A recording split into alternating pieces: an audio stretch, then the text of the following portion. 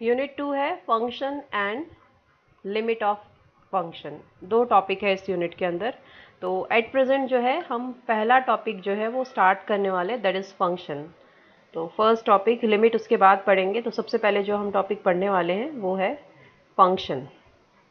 अब फंक्शन क्या होता है सबसे पहले, तो इसकी डेफिनेशन मैं आपको दो तरीके से एक्सप्लेन कर सकती हूँ, बट पहले मैं वो डेफिनेशन बताऊंगी जिससे आपको समझ में आ जाए कि आपको इस चैप्टर में क्या करना है। उसके बाद एक्चुअल डेफिनेशन हम बाद में स्टडी करेंगे। सबसे पहली बात, ये जो फंक्शन है इसके लिए जो हम नोटेशन यूज़ करते हैं वो जनरली हम एफ, जैसे ये फंक्शन है तो एफ, और हमेशा ज़्यादातर जो जगह पे है स्मॉल अल्फ़ाबेट्स या फिर कैपिटल अल्फ़ाबेट से फंक्शन को डिनोट किया जाता है, जैसे एफ है, जी है, एच, और कभी कभार capital F, capital G, capital H, इस तरीके से फंक्शन को हम डिनोट करते हैं। तो ये इसके लिए यूज़ होने वाली नोटेशन है। अभी जैसे आप लोगों को याद होगा, हमने लास्ट सेमेस्टर में पढ़ा था, ग्राफ पढ़ा था, ग्राफ ऑफ ट्रिग्नोमेट्रिक फंक्शन। तो हम वहीं से फंक्शन की डेफिनेशन क्रिएट करना स्टार्ट करते हैं। अगर आपको याद हो तो हम लोगों ने ऐसा लिखा था, f x is equal to sine of x, या फिर f x is equal to cos of x, इस टाइप से हमने कुछ लिखा था। तो ये जो था ना कि f x is equal to आप साइन एक्स लिखते हो, f x is equal to cos x लिखते हो, या साइन 2x लिखते हो, इसी को हम बोलते हैं फंक्शन। फंक्शन में दो चीज़ें होती है, एक तो होता है डिपेंडेंट वेरिएबल और एक होता है इंडिपेंडेंट वेरिएबल। डिपेंडेंट और इंडिपेंडेंट का मतलब क्या होता है, एक डिपेंडेंट और दूसरा होता है इंडिपेंडेंट। जैसे ये नेम इटसेल्फ इंडिकेट कर रहे हैं, डिपेंडेंट का मतलब होता है जो दूसरों पे डिपेंड करे, इंडिपेंडेंट का मतलब जो खुद पे डिपेंड करता हो। तो अभी ये क्वेश्चन है कि फंक्शन में डिपेंडेंट और इंडिपेंडेंट का क्या काम हुआ। तो इसको थोड़ा और अच्छे समझने के लिए मैं आपको यहाँ पे लिख के बताती हूँ। F x is equal to है हमारे पास साइन ऑफ एक्स। अगर मैं एक्स की जगह पे ज़ीरो रखती हूँ तो आंसर क्या मिल रहा है, sine of zero which is equal to zero. तो जब हमने x की जगह ज़ीरो रखा तो हमें नया आंसर मिला sine of zero, that is zero. रख क्या बाथरूम का शिव, बाल्टीन डाल दो, सबने बाल्टीन डाल दो, बेड पर उठाइए सब। तो साइन ऑफ ज़ीरो रखा तो साइन ऑफ ज़ीरो की वैल्यू मिली ज़ीरो। हमने x की जगह पे रखा 30 डिग्री, तो ये मिला आपको साइन 30। साइन 30 की वैल्यू जो भी होगी हम यहाँ पे लिखेंगे। देन आया साइन 45। साइन 45 डिग्री की जो भी वैल्यू है वो हम वैल्यू लिखेंगे। देन ये मिल रहा है साइन 45, और देन साइन 60 डिग्री, अगर मैं 60 रखूँगी तो यहाँ मुझे मिलेगा sine 60 degree. Then f of 90 मतलब साइन 90 डिग्री। तो ये क्या हो रहा है कि आपके पास जो भी f x is equal to दिया था उसमें आपने जैसे जैसे वैल्यूज़ रखी अकॉर्डिंगली आपको कुछ न कुछ वैल्यू मिल रही है। तो एट प्रेजेंट मैं खाली इनके नाम दे रही हूँ, एग्जैक्ट वैल्यू नहीं लिख रही हूँ। सपोज ये मिला आपको आंसर ए, ये मिला बी, और थर्ड वन जो मिल रहा है सपोज सी, एंड देन ये मिल रहा है सी, और ये मिला आपको डी। तो जब आपने ज़ीरो रखा तो एक वैल्यू मिली, 30 रखा तो साइन 30 की कुछ वैल्यू मिली, 45 रखा तो साइन 45 की कुछ वैल्यू मिली, 60 रखा तो साइन 60 की कुछ वैल्यू मिली, और 90 रखा तो साइन 90 की कुछ वैल्यू मिली। मतलब कि जैसे जैसे मैं x की वैल्यू चेंज करूं इसके हिसाब से ये आंसर जो है वो चेंज होते हुए आ रहा है। तो ये जो चेंज हुई हुई वैल्यूज़ है उसको हम बोलते हैं y। तो y is equal to f x, ये होता है आपका function y is equal to f x. इसका मतलब जैसे जैसे ये x चेंज होगा अकॉर्डिंगली आपका ये y की वैल्यू जो है वो चेंज होती है। सो इस x को हम बोलते हैं इंडिपेंडेंट वेरिएबल, और ये जो y है इसको हम बोलते हैं डिपेंडेंट वेरिएबल। क्योंकि मैंने x की वैल्यू बदली थी, मैंने x की जगह ज़ीरो रखा तो मुझे आंसर ज़ीरो मिला, मैंने x की जगह 30 रखा तो मुझे आंसर कुछ a मिला, मैंने x की जगह 45 रखा तो अकॉर्डिंगली मुझे आंसर मिला, जब मैंने 60 रखा तो फिर उसके हिसाब से आंसर मिला। दैट मीन हर एक x की वैल्यू के लिए आपको एक एक y की वैल्यू असाइन हो रही है। जैसे जैसे आप x बदल रहे हो उसके हिसाब से y जो है वो अपने आप बदलते हुए जा रहा है। x1 के लिए रखा तो y1 मिला, x2 रखा तो y2 मिला, x3 रखा तो y3 मिला। तो ये होता है फंक्शन कि आपके पास में एक डिपेंडेंट वेरिएबल होता है और एक इंडिपेंडेंट वेरिएबल होता है। जैसे जैसे आप इंडिपेंडेंट वेरिएबल को चेंज करते हो अकॉर्डिंगली डिपेंडेंट वेरिएबल चेंज होते जाता है। इसका सिंपल सा एग्जांपल ये देख सकते हैं। अदरवाइज ये कौन से फंक्शंस हैं? ट्रिग्नोमेट्रिक फंक्शन है। ये पहला जो केस हमने पढ़ा वो किसका पढ़ा है? ट्रिगोनोमेट्रिक फंक्शंस का पढ़ा है।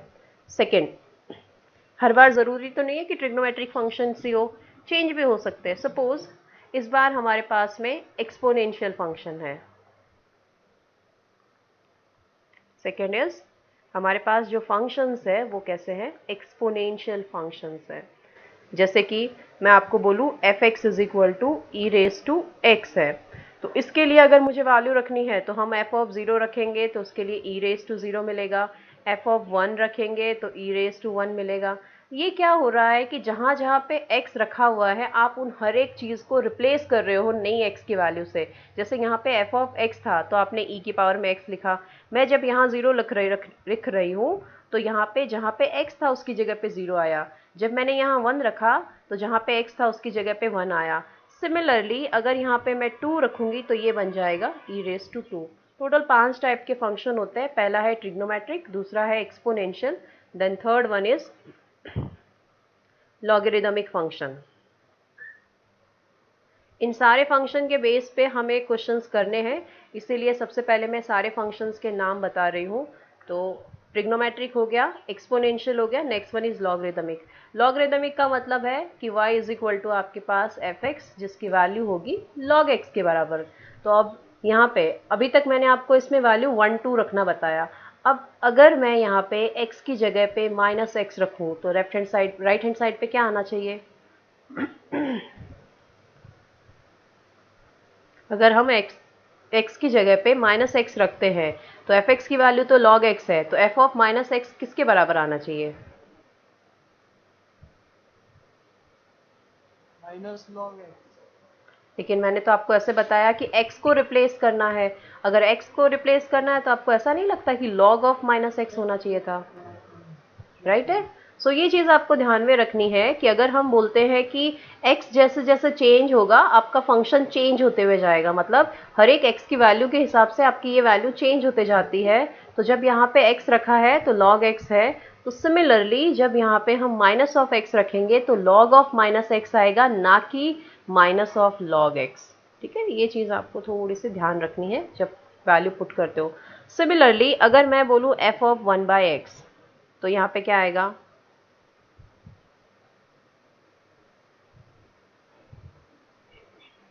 लॉग एक 1 भाग्या एक्स 1/x। ओके, तो f ऑफ 1/x रखा मतलब log 1/x। तो ध्यान में रखना है जहाँ पे भी x है उसकी जगह पे आप जो भी वैल्यू रख रहे हो वो वैल्यू चेंज होती है। इसको हम बोलते हैं कि आप फंक्शन के अंदर वैल्यू पुट कर रहे हो। फोर्थ फॉर्म,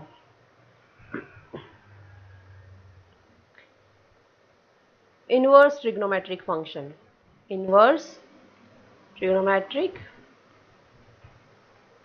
फंक्शन और we can say inverse function. Trigonometric की ज़रूरत नहीं है, कोई भी इनवर्स फंक्शन हो सकते हैं। तो मैंने इनवर्स ट्रिग्नोमेट्रिक फंक्शन लिख दिया है। So y is equal to f x is equal to, suppose हमारे पास है 10 इनवर्स x। तो इसके लिए वैल्यूज़ कैसे होगी?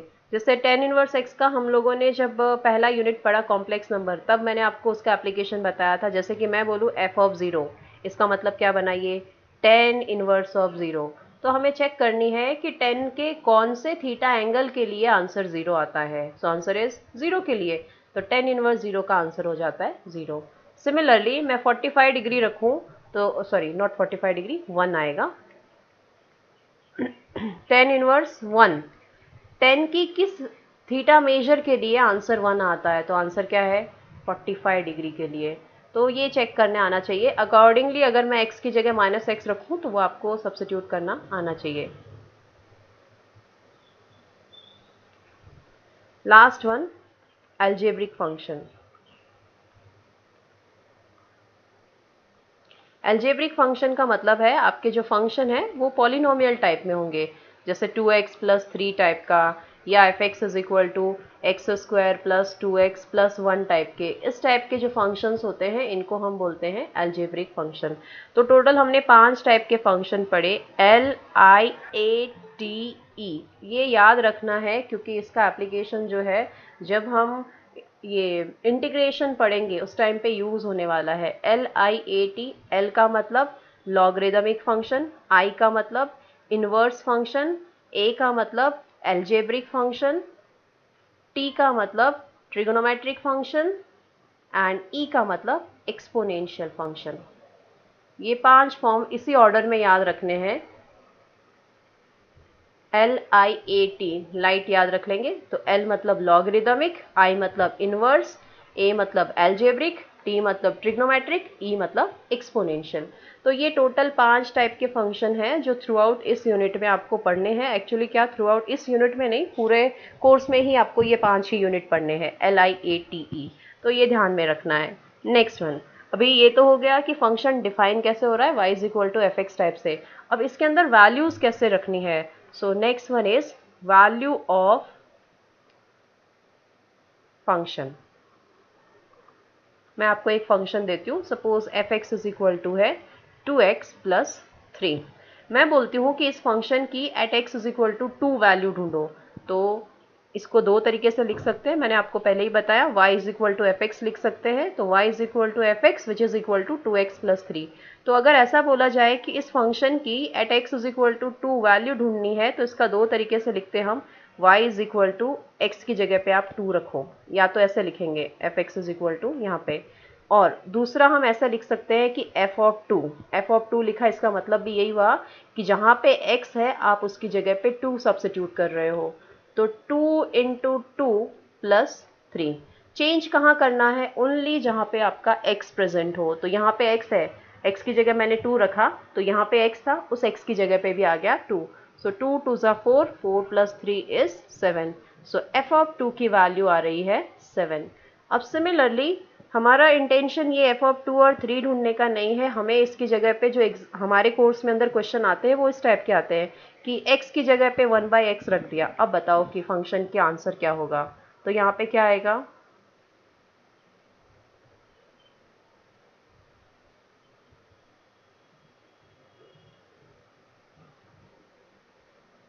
F x is equal to है 2x प्लस 3, तो f ऑफ 1/x क्या आएगा।